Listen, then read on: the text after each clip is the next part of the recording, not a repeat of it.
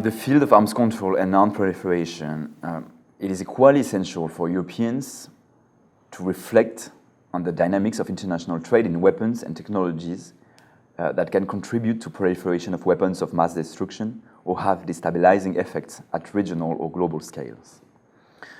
The prospects are concerning, and European states, as well as the EU, should be able to autonomously play an active role in defending norms that are challenged or in shaping next-generation rules, including norms on emerging technologies or highly destabilizing weapon systems.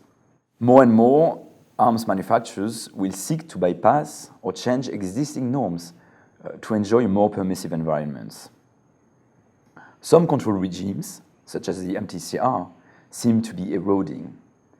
At the same time, legally binding instruments that reflect fundamental humanitarian standards in the field of arms trade, such as the Arms Trade Treaty, are constantly at risk of being ignored. Europeans must promote these norms and seek consistency in their application. Yet at the same time, new big players and manufacturers emerge in the field of arms trade, sometimes with their own standards and agenda. It will be tempting to seek to level the playing field.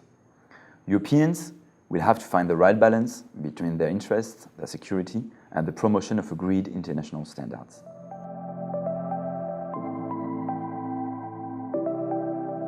The current strategic environment in Europe is leading to a tightening of arms control discipline. A new European roadmap should be drawn up on the following set of principles. Russia has become a threat again. Strategic deterrence is a necessity. Strategic stability on the continent is the ultimate goal. On these bases, future initiatives should pursue the following objectives. First, clarify postures and limit the risks of misunderstanding.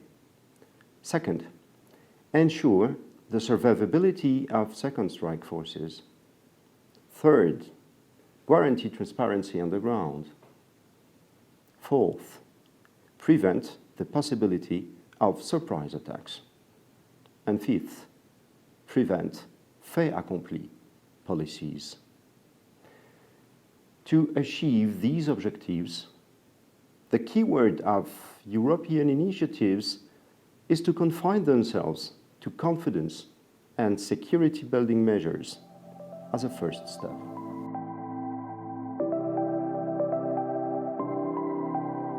The past 4 years have shown that Europeans could have very specific interests in the field of arms control, which could diverge from major powers.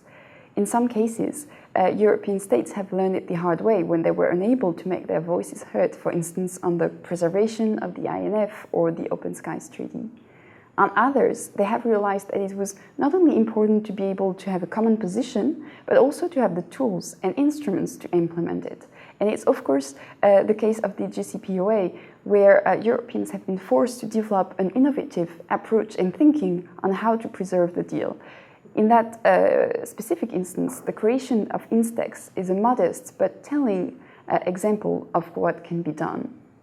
In the same vein, investments by Europeans in a few topics can ensure that they have not only the will but also the means to be autonomous actors in the future of arms control.